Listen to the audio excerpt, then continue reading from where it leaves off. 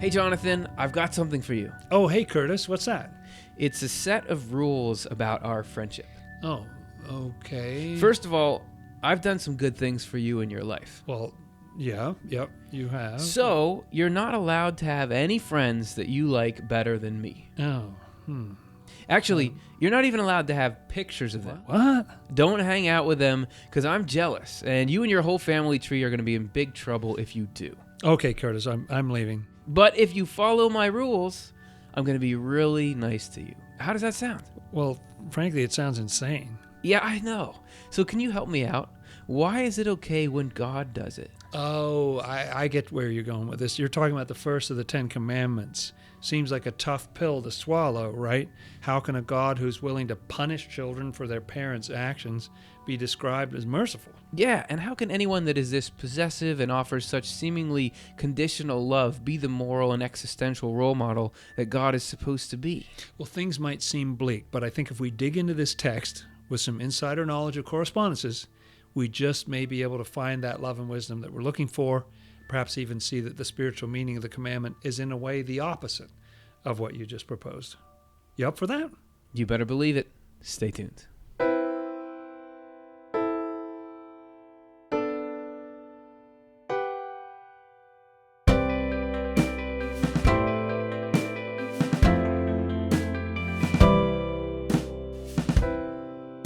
Hey everybody, welcome back to another episode of Swedenborgian Life. Today we're going to be looking at the spiritual meaning of the first of the 10 Commandments. My name is Curtis Childs, and I'm your host. And with me today, as always, with Swedenborg scholar Dr. Jonathan Rose. Thanks for being here. Hey, Curtis. And I think we've got to start today with a warning. Yes, I'd say the things around here are about to get internal, if you know what I mean.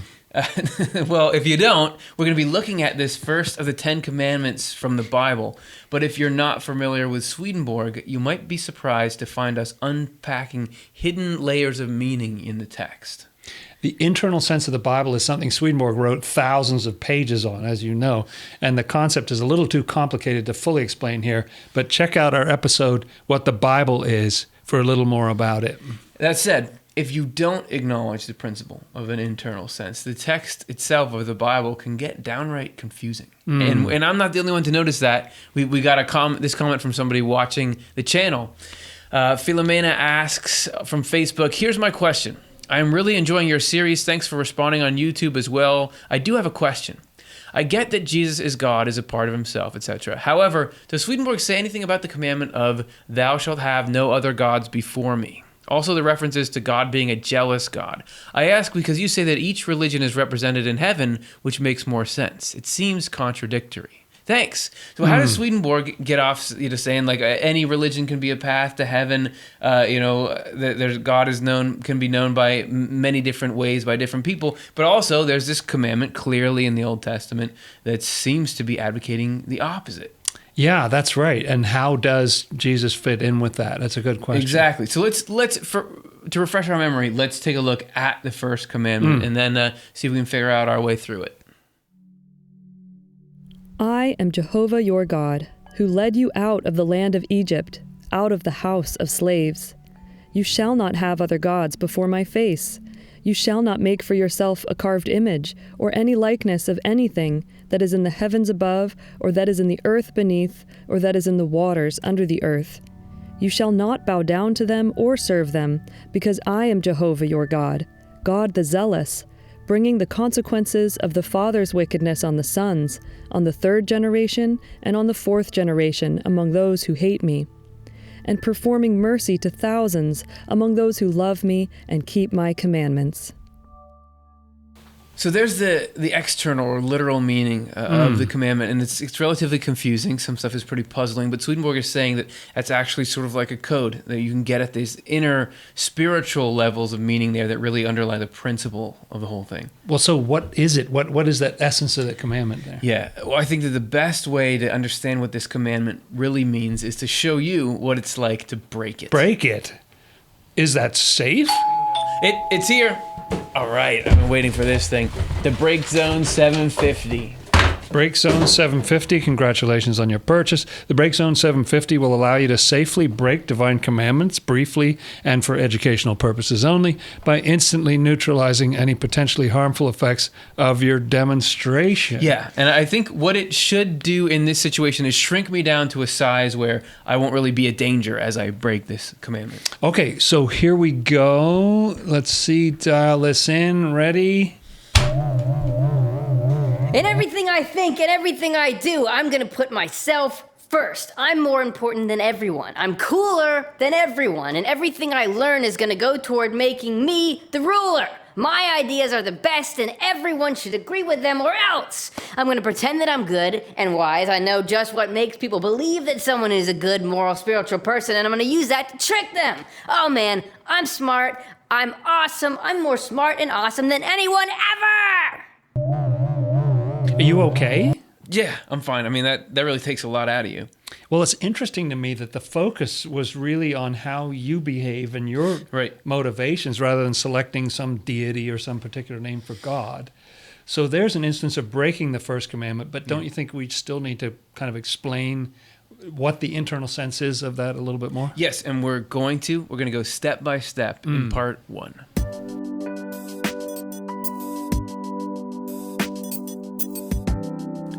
So yeah, we're going to break this commandment down bit by bit because whenever Swedenborg explains the internal sense of the biblical text, it's quite complicated. However, you see from these complex parts a really moving, I think, picture emerge. So let's see what our pieces here are and what we can get out of it. The commandment begins like this. I am Jehovah your God. And you might think, okay, that could just be a name tag. You know, why does that even have to be said? Why the repetition of names? Every word has meaning. This is Secrets of Heaven 8864.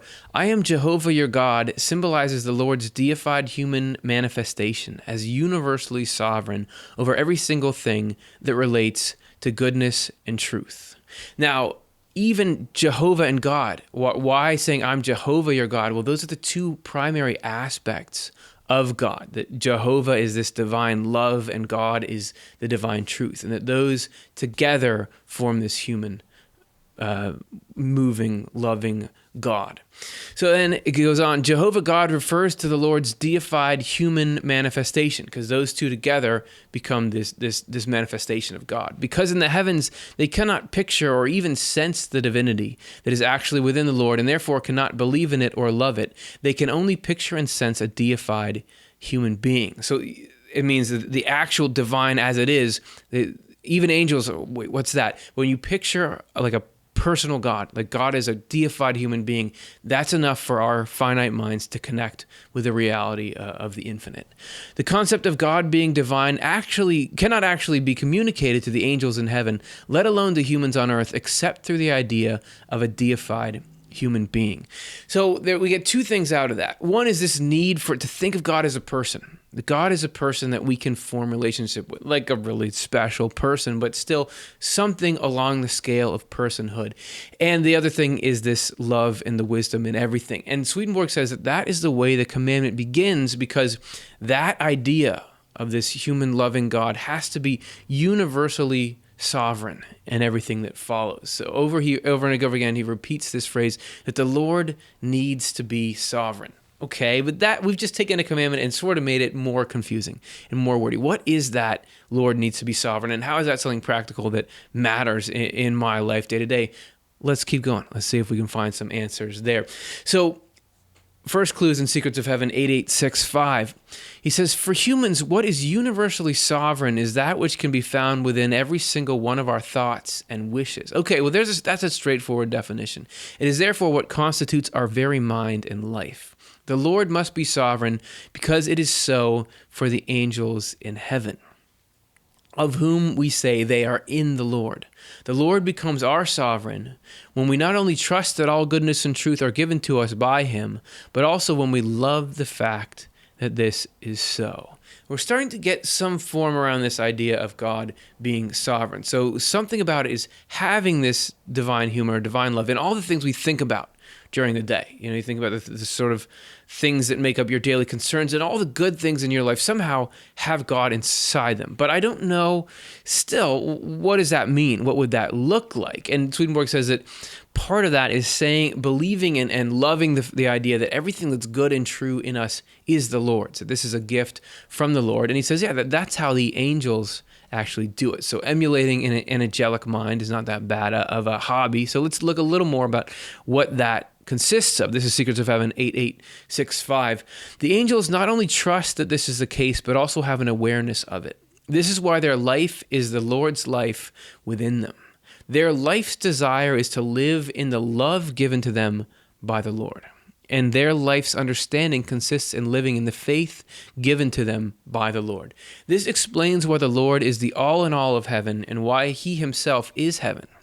When the Lord is sovereign within us, the members of his church, remember Swedenborg saying church as this universal internal condition of the Spirit, as universally as he is within the angels of heaven, then he is within everything that we believe to be good and true. This is like the heart's relationship to every blood vessel, because blood vessels originate in the heart and they draw from it the blood for which they exist. So there's a tangible idea for you that having the love and the faith from God, like the heart just pushes that out into all the parts of our circulatory system, so is this love and wisdom coming to us from God. So we're starting to get a picture, but I feel like there's more to be developed, and to get there, we need to go to the next part of the commandment. So it says this: who led you out of the land of Egypt, out of the house of slaves.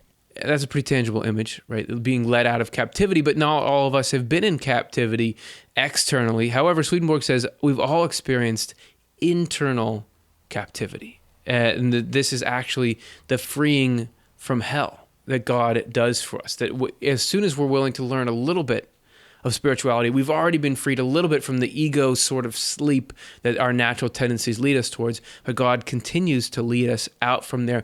And actually, within those words are contained the truth that only the divine wisdom can get us out of our psychological entanglement with the destructive things in the human mind. That it's just, you're not going to be able to do that by any other way.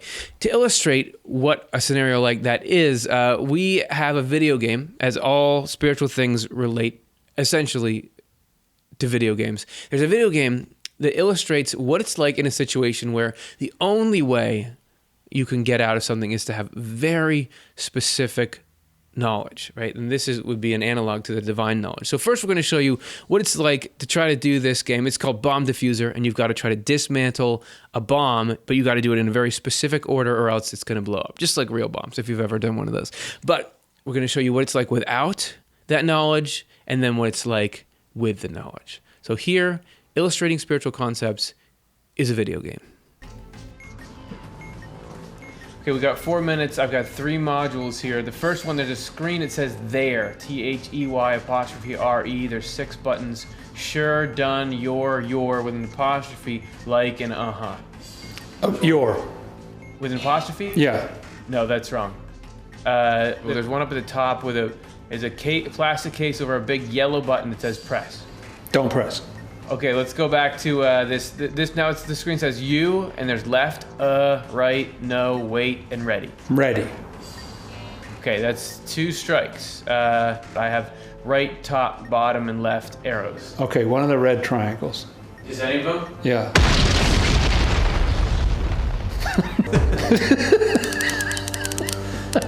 Okay, let's get another one. We got one chance left here. There's a black wire and a red wire. Okay, the black. Sorry about that. Okay, what do you guys think of that? Okay. So that's without instruction. There's no way to get through. The whole thing seems like a puzzle. Why do we continue to fail? But here you're going to see how in this game, there's a very specific set of knowledge that you need to get you through this, and that this is an analog for how only the mysteries and the keenness of divine wisdom can actually get us out of our entanglements. All right, so we've got 3 panels. Top left is a display panel with the number 2 in it. Below are the numbers 2, 3, 4, and 1. Okay. Press the second button in the second position. Okay. All right, that was it. It's green. Okay, we got a panel with 4 wires going from top to bottom. Okay, so what is the first wire? Blue. Just blue. Yep. Cut the wire if the last digit of the serial number is even. Cut then. Cut to blue? Mm-hmm. Okay. Cut. Wow, 4 cuts. All right. Now, last panel is there's a bunch of dots, 2 green circles, a rotating red triangle. The maze. The triangle is bottom right, up 1. Oh, I'm sorry, where's the white light? The white light is far right-hand column, 3rd from the top. Okay, where's the triangle? 2 down from that. Hit down twice. Hey! We did it. We're live. So my brother Matt plus Emanuel equals divine love and wisdom. But you see, you've got to have this very specific path out, and this is why it's essential to acknowledge God and acknowledge the ability of God to lead us out of this maze that Swedenborg calls hell. So it's beginning to come together, right? You need to have God in your thoughts and feelings, and you need that because that's what's going to lead us to safety. But I feel like there's more to the puzzle. And one way to look at that is to see what could disrupt this process. So this is illustrated where we go in the commandment from statements about who God is and what God does to what we need not to do. So here's the next part. You shall not have other gods before my face. And here's where we get to, well, why are you so worried about that? Swedenborg explains in Secrets of Heaven 8867. You shall not have other gods before my face. The symbolism of this is that we are not to think truth comes from any source other than the Lord. This is because God's is symbolic of what is true and in the negative sense of what is false. And face, when speaking of God, is symbolic of love, mercy, peace, goodness, and therefore the Lord himself, since these things come from him, the face being the image of what's inside. And now are established the kinds of things we must avoid because they would ruin or prevent the Lord from being universally sovereign within each and every truth contained in the principles and laws declared and commanded from Mount Sinai. Remember that universally sovereign is the thing we're after. The main thing that would prevent this from happening is to think here's the main thing, is to think truth comes from some source other than the Lord, symbolized by you shall not have other gods before my face.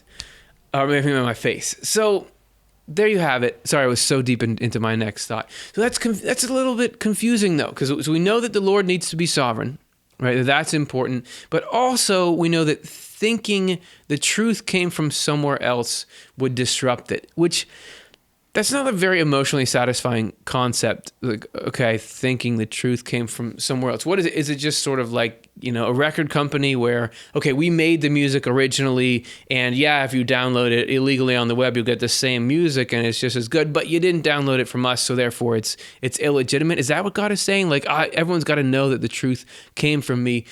It's actually completely different than that. And Swedenborg describes just what he means by the truth coming from the Lord in SH, Secrets of Heaven 8868.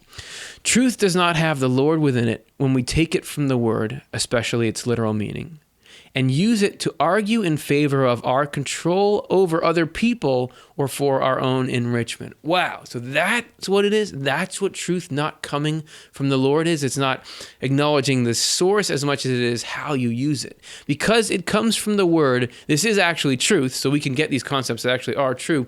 It is not true here, though, because it is used in arguing for a sinister purpose and therefore is perverted. So it's not even considered true if it's being used for sort of a false negative purpose. Truth that comes from the Lord always remains the Lord's truth because of its inner aspect.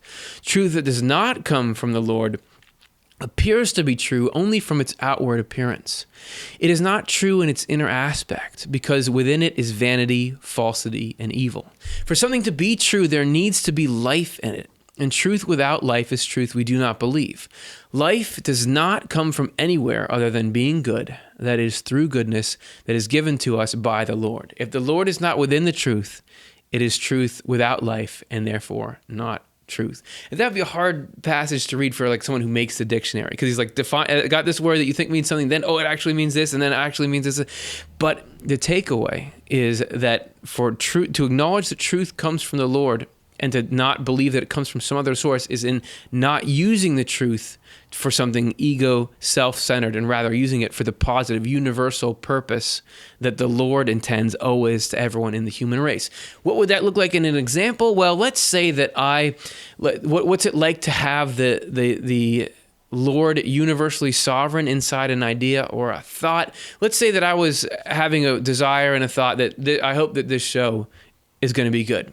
If I was just doing that for glory, if I want this show to be good just to pump myself up, then like a rudder, this comes in, this glory pushes it down because that's coming from some other source other than the Lord, right? The Lord is not interested in raising the people producing this show up so that they're better than other people. But if I say, I want this show to be good for the help it's going to do, then you got the Lord inside that. The Lord is lifting it up because we're trying to give people positive spiritual tools, which leads them to happiness and eternal life. And that's what God is trying to do always for everybody. So that's what it is to have the Lord being universally sovereign.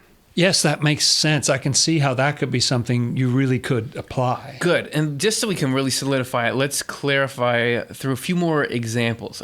What does it mean to have the Lord be sovereign in a heart and in a mind? Well, if you think first of the example of Jesus, I'm thinking about the fact that he loved people who others thought were not lovable. Yeah. He visited people. He sort of broke rules about who you were allowed to do hands-on healing for, or who you were allowed to eat with, and all that. That he understood people who people thought were not understandable. He forgave people who others thought were not forgivable. So that is the Lord. So if Jesus is the Lord, he's got to have the Lord first, right? And that's right. That's got to be that he's running the complete program. So, but how do I scale that down into my own life?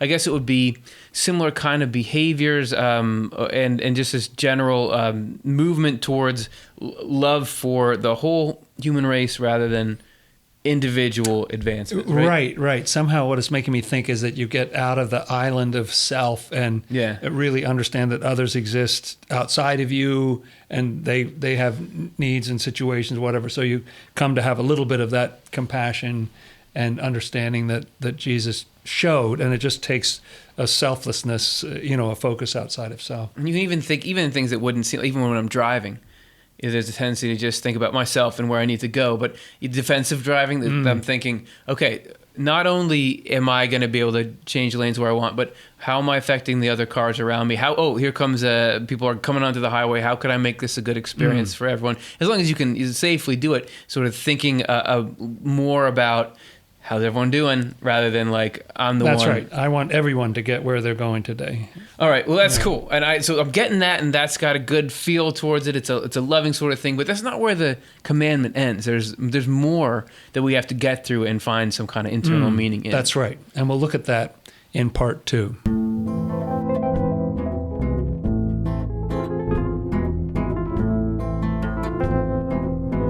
So, okay, we got the first part of that commandment down. What are these things that we're not supposed to be creating? The Bible is interestingly specific about what we're not supposed to be creating, what we're not supposed to be making. Let's have a look at that. You shall not make for yourself a carved image, or any likeness of anything that is in the heavens above, or that is in the earth beneath, or that is in the waters under the earth. So what are these other gods, these idols and so forth? Obviously, in a literal meaning, it just is talking about that we should not be making physical things and bowing down and worshiping them. But why this specificity? It's interesting, isn't it? So let's look first of all at what are these other gods. Here's a quote from Revelation Explained, number 950. It's brief. Whatever you love more than anything else, that is your God. Now that's tough. So we may not think of ourselves as idolaters. Oh, I don't worship that, or I'm not doing this. But don't we all have other things that we love above all else? Oh, that's my passion. That's the central thing. And if that's not of God, that's an idol that we're worshiping. So that does cut a little close to home, doesn't it? And one obvious example that comes to mind is addiction in all its various different forms is something that we may be bowing down to and worshiping and making sacrifices for in some way because we love that thing so much. But if that's not of God, it's being destructive in our lives. And this passage also mentions these two different things, crafting and imitating. So let's have a look at these. What is crafting to begin with? Let's read Secrets of Heaven 88:69, which gives us an insight into what this crafting is that we're not supposed to be doing. You shall not make for yourself a carved image is symbolic of not relying on our own intelligence. This makes sense, the quote says, because a carved image is a symbol of something that does not come from the Lord, but from our ego. A carved image symbolizes the product of our own intellect, and a cast image symbolizes our own desires. Now, that's interesting to me that you have the carved is something that your mind kind of hammered out, and the cast image is something that your will, your desire created. When we regard either the one or the other as our God and worship it, we love whatever comes from ourselves more than anything else. We want our ideas to be worshiped as though they are divine. Interesting, this does once again get from a world of sort of Bronze Age worship of idols and so forth to something that hits really close to home.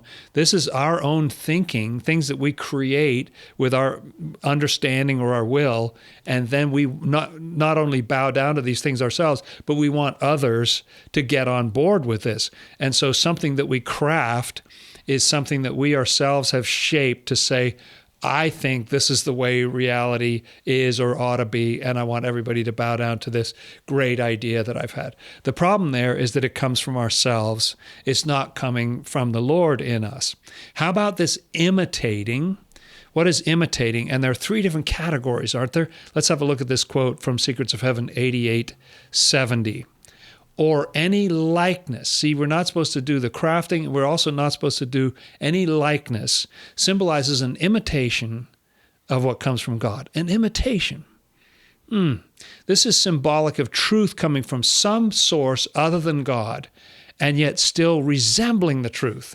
Imitating things that come from a divine source occurs when people profess divine thoughts in public or even perform the sort of works commanded by God, thereby misleading others into believing that they are good and believe the truth when in fact they're thinking the exact opposite in their heart and wish nothing but evil. Such people are frauds, hypocrites, and deceivers. These are the people who make an imitation of what comes from a divine source. Wow, so this is creating things. This is really talking about a kind of hypocrisy. And isn't this something that we've all seen where people can set themselves up as some kind of an authority, and then it really comes out in the news that, oh, they were just abusing their followers or whatever. It's taking those things that look like they're some religious or spiritual insight that's going to help you in your life, but actually the people perpetrating it are just taking advantage of people and aggrandizing their own wealth or their own, glory in the world and those kind of things. So this is something that the Lord is forbidding, not because he wants all the glory for himself, but because it really gets in the way of our ability to receive what he's giving us. And we're taught that we're not to make these imitations of things that are in the heavens or on earth or in the waters that are under the earth. Swedenborg talks about different kinds of truth. And we can kind of see this. There's spiritual truth. In other words, there's truth that has to do with the nature of God, nature of life after death, the nature of our own minds and hearts and so forth. Then there's more worldly kind of moral and civil truth that has to do with just how we live amongst each other. Like, we know that, that's not fair, or that's not done. That's not the right way that we interact with other people and so forth. And then under the water is like scientific truth, just stuff that's medically accurate, other sorts of scientific research and so forth. There's a tendency in the human heart, is there not, to try to say, I found this thing, everybody needs to, bow down to this. When I was a kid, I went through something called the 11 plus test that was in England because someone had said there was research that at the age of 11, you can already tell whether people are going to go on this track or that track. It turned out years later that this guy had just made up all the information contained in this. He had cited his own self under pseudonyms and so forth to put forward this science, and this whole nation is following this. It's kind of amazing how this can actually happen. So this can happen with spiritual truth. Don't make an image of stuff up there. This can happen with seemingly moral stuff. Don't mess with that kind of truth. And this can even happen with scientific truth. People try to gain power over others. So saying, hey, I've got this amazing thing that'll help you lose weight or whatever it is. The key to it all is not to bow down to these things like there's an ulterior motive behind it. The motive is so important. It's not the nature of the information. What makes it idolatry is that if this is being used for some purpose other than serving God's aims, which are to bless everyone and to make everyone be something and have them rescued and saved from hell and so on. If it's serving any other purpose than that, some worldly, some financial goal, some self-centered goal of your own glory and your own face on every, SEPTA bus or something, that is coming from the wrong place. That's not of God. And so an important additional point to make is that this is not talking about don't fake it till you make it. You know what I mean? You've heard that expression, that it's not talking about that it's wrong. Oh, then I should never act a way that I don't feel. If I don't want to go, I should just say I don't want to go or something. No, there's a lot in life that's about faking it till you make it. This is not talking about that kind of faking, which is for a good purpose, to get along with other people, to sort of keep your lower self on a short leash and so on. This is really talking about when you're actually putting yourself in the place of God, or your ideas, your pet theory or whatever it is, in the place of God, so that people will bow down, so that you'll get some glory from that. Curtis, you don't have any reaction to that? Oh, sorry. I wasn't actually listening to your segment. But I was thinking, if we broke the first part of the commandment for illustrative purposes, we should probably break this part too. I'm almost done here. I just got to finish the face. Okay. Oops. Oh, I forgot to turn the brake zone on. Ready? It's not reacting. Well, maybe it's not reacting because I don't think you've actually broken the commandment. You broke your figure, but not the commandment. But how? I mean, this is like, I've got my carved image right here. Well, not that I had my feelings hurt by it, but if you had actually been listening to my section, you would have learned that the commandment isn't really about deifying physical objects. It's about not deceiving others in order to get your own way. It's about not worshiping your own agenda and perspective apart from divine love.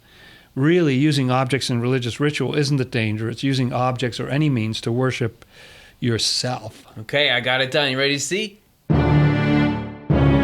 Ah! Are you okay? Yeah, I'm okay. I'm fine. And you know what? I think that I get it. So it's not as much about like, do you have a figurine or something that assists you in worship? It's more about taking something that's self-centered and exclusive and putting in this spot where something loving and universal and divine should go, right? Swedenborg talks sometimes about getting the priorities of your loves the right way up. Like love of God should be at the top, then love of the neighbor, and then love of self, love of the world, those kind of things. We actually did a very helpful video about that if you want to check it out.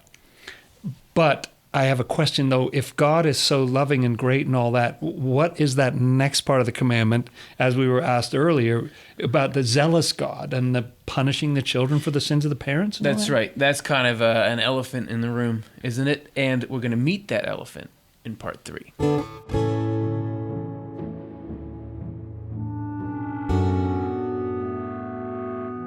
So we've seen a bit about what it means to keep God first in our hearts, in our minds. We've seen what the dangers are of crafting and imitating. But where does the commandment go from here?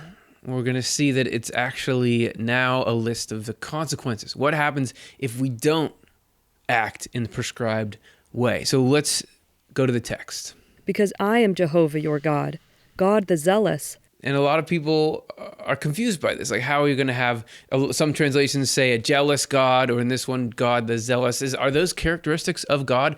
This is describing what happens from our perspective when we make our own agenda or our own ego God, when we invert the order that's supposed to be there, what that does is actually corrupt our concept of divinity and makes it, because of that, seem like God is angry. Swedenborg describes this in Secrets of Heaven 8875.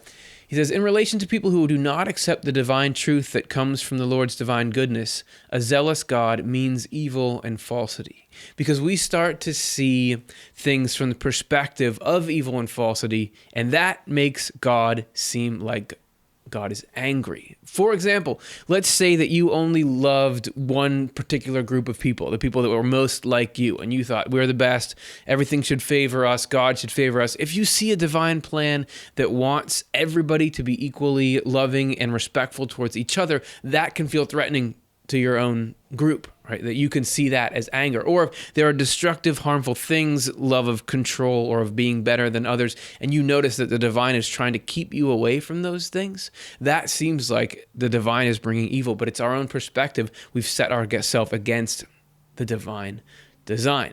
So we got that, but then here comes some of the lines that are really difficult about this commandment. How is this about a loving, wise God? The first is this: bringing the consequences of the father's wickedness on the sons.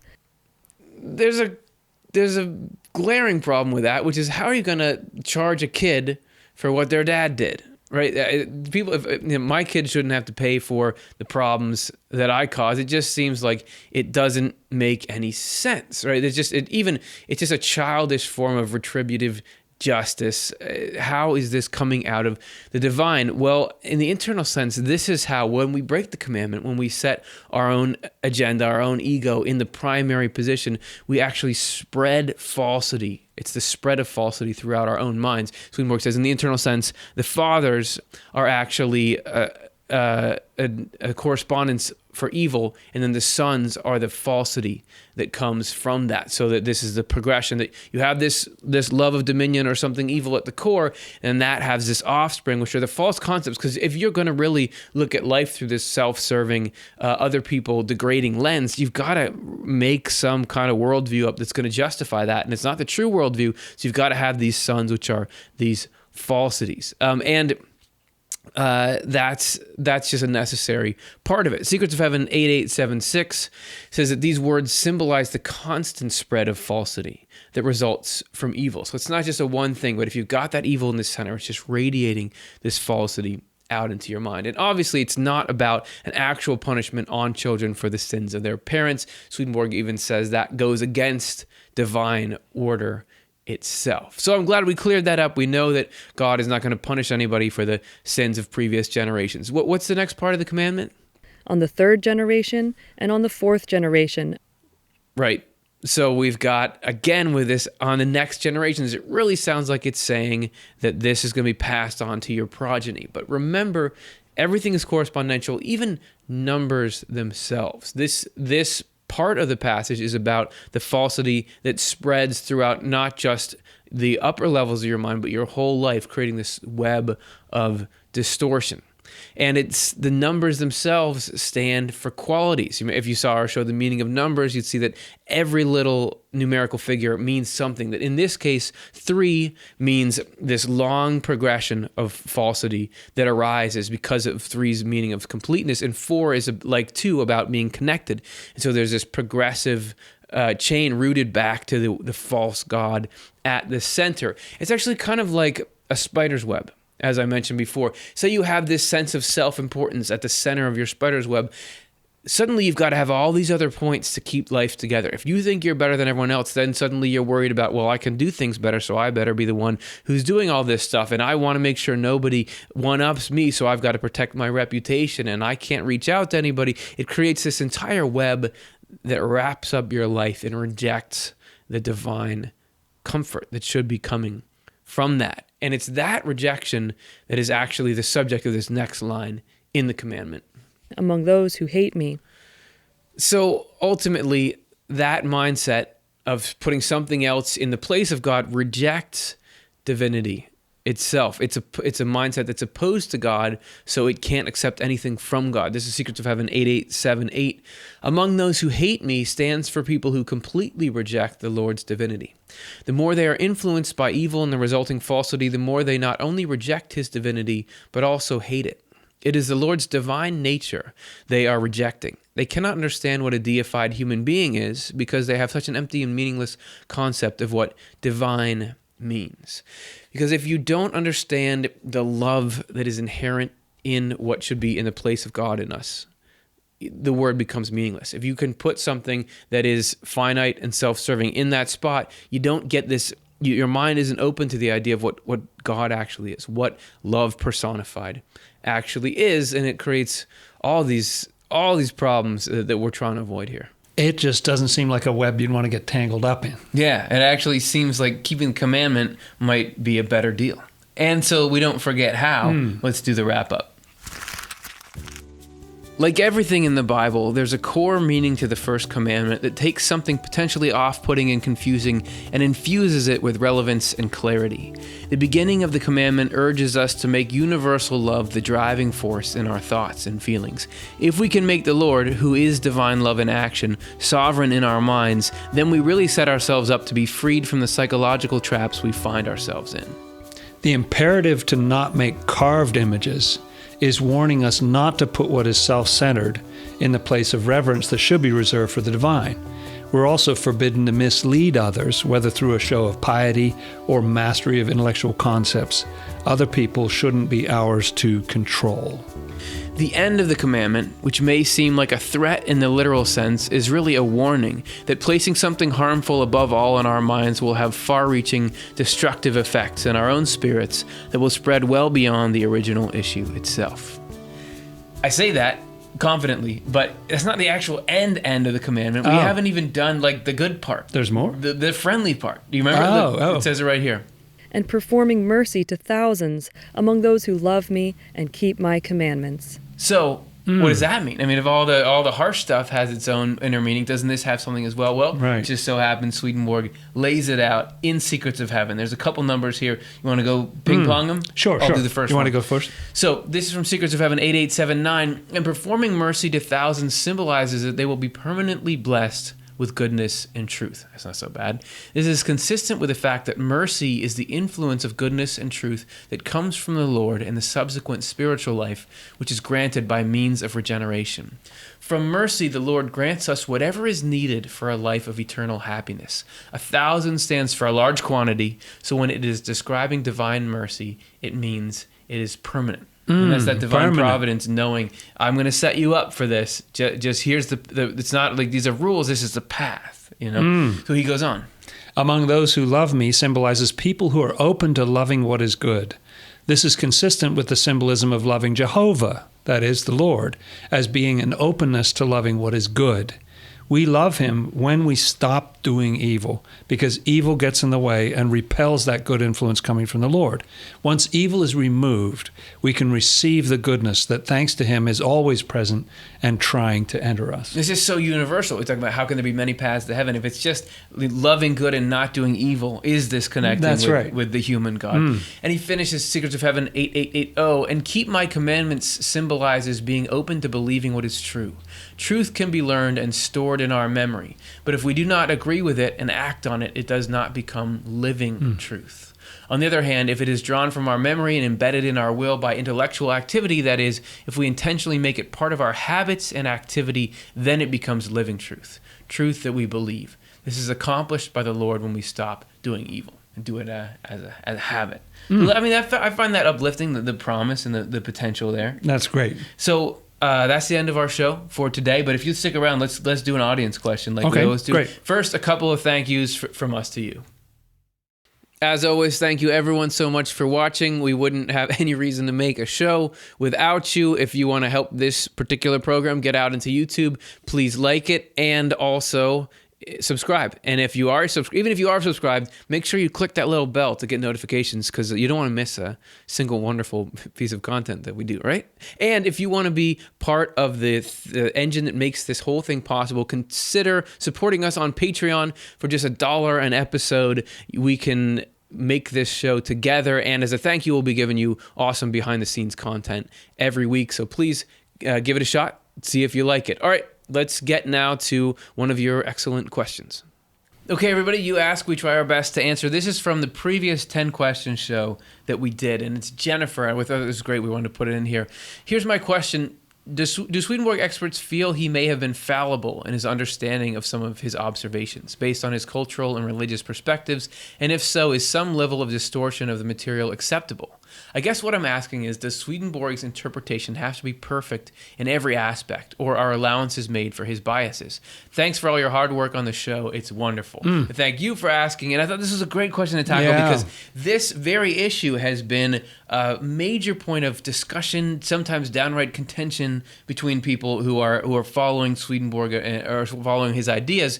How is there room for error in there? Are there errors? So I wanted to get your thoughts, having delved into the material so often and so deeply in editing. What's your response? Yeah, there certainly are people. There are people who think that, I mean, they don't usually use the word infallible, but that there's some kind of truth, even in sort of numerical errors. There's some kind of truth in there. Yeah. You know, he meant that in some way or so something. So there are numerical errors, and that's what, like, he gets his references wrong. Yeah, so sometimes the references are not right, and so on, and things that he crosses out and rewrites or whatever. Yeah. The way I view it, you certainly do have the flavor of the 18th century in some works, particularly his work on marriage. Yeah. There are things in there from 18th century laws and things like that. The way I guess I hold it is that it shows a partnership between the Lord and Swedenborg, which is really what the books are all about. Yeah. And so it's not a kind of nirvana situation where there's no Swedenborg left. There's just only God. You know, there's still a Swedenborg in there. Well, he talks about him. He said, I went to do this. I went to do that. That's right. I was thinking of this. And then he changes his mind. Sometimes he says, I was commanded to do these books. And then he says, I decided not to do them. You know, he's in the mix. You know, he's in there. And so I've found over time, although those things have disturbed me sometimes, I've found over time that I think it's a proof of what he's talking about, that there's a partnership. Yeah. And that the Lord takes us where we are and lifts us from there. I think that what's written there, from my own perspective, is that it could not possibly have been written without the Lord, but it also couldn't have possibly been written without Swedenborg. You know, they're both in there, in the mix. Together. And that it's very useful. Yeah. I also said in a recent show that we had about scripture and this analogy of the soul in the body, that the body can be missing a part here or there or be, you know, messed up in some way, but it doesn't affect the soul. The soul is still present in there. And I would apply the same to Swedenborg's work in some sense, that it doesn't affect the core message. Really comes leaping out. It doesn't matter whether there were people on this planet or that planet, or are all, you know, plants male and the ground is female, or what, you know, like that doesn't matter as much as the stuff about how you treat other people. Yeah, it's fascinating, and it's something I've thought about a lot. I would prefer if the books were just free of error. They just happen to be like, hey, this is like a divine dump of information, and it's all good. You just do what they say, and you're good. But it does seem, that there are these factual errors in there, and like some things that he makes claims about the way that the physical world, not often. I mean, it's shocking how little is obviously wrong, considering how far we've advanced since he was. So that, I mean, but there are hundreds of years and the millions, 3.5 million Latin words of his published theological works. That's a lot of material, you know, and there are a few things you can point to. Yes, but not like whole bits that that this is obviously, there's no way it could happen. You know? And we have to reject the entire work, Divine Love and Wisdom. That's because, right. You know. Yeah. So that said, though, there's certain things that make me think, okay, that seems like whatever the nature of his spiritual acceptance of truth was, it didn't like change all of his facts about what he knew about the world. Right. Like it didn't suddenly make it so he knew everything about biology. He knew of the existence of planets that hadn't been discovered yet. It did have, and he talks about this, and that's the same true with all of us, that it flows into what we've already got. Like he says, angels are not allowed to teach us new things that we don't No, they just work within the folder we've already got in our minds, kind of thing. So yeah, there's one part where he's wondering whether there's spontaneous generation or whether all organisms arise from seeds or eggs or some kind of pre-existing biological structure. And he says, well, some people seem to think it's this, some people seem to think it's that. That's right. This would seem to support that he doesn't know. Like Right. He knows all kinds of things about the spiritual world, but it doesn't mean he has like access to, I can just learn anything I want anytime. He's still, even in his work, one of his published works is showing some uncertainty there. And so you get this illustrative material, and sometimes that's where it's problematic. He'll sometimes he just uses an illustration. It's not wrong. It's just from something we don't do anymore. We don't wrap spices in newspaper anymore or whatever. Like that. That's just not what we do. But that's not the core message. That's just supposed to be illustrative and helpful to illustrate the core message, which is something spiritual. So yes, and it could be that there's like tiers. Like, is it that everything that he's knows about spiritual world, he's got that solid, but it's when he's trying to illustrate it by physical world things, he doesn't always know because the way that knowledge works, I don't know. And I feel like I feel like it doesn't matter to me whether there are some things wrong or no things wrong, because I still maintain that whatever imperfections it has, it's the best single source of knowledge that we have. That it's not. There are other things that know more than he does about the way that geology works or something, but nobody's got the whole picture and so many piercing insights into all kinds of areas, like I find in Swedenborg. Right, and the turning point for me was when I realized, when I've practiced it and it worked, that is what's the most important thing to me. That's the right. fact that worked. And so I'm not practicing whether plants are male or female or what. That's right. But when I practice repentance, or when I try, loving my neighbor or laying aside some evil or something like that, and that stuff works, then the core of this thing is it's active, it's executable or something. Yeah, I was blind and now I see that whatever's going on there, when I get into that material, suddenly my life makes more sense and my mind behaves better, and just like, wait, something's here. All I know is that something's working. Ultimately, the purpose is to connect us with heaven and with some direct source of information. You know what I mean? Yeah. There's something a little indirect about a book. Yeah. What you really want to get hooked up is with something direct, and it has that effect. He even describes his concepts as containers at one point. That's saying right. That here's some things that will get it so the right spiritual ideas can come in. So, they're vessels. We could go on and on and on, but come on, we got a time limit. Obviously, this should be a whole show. We'll get right on that. Thanks everybody for watching, and we'll talk to you soon.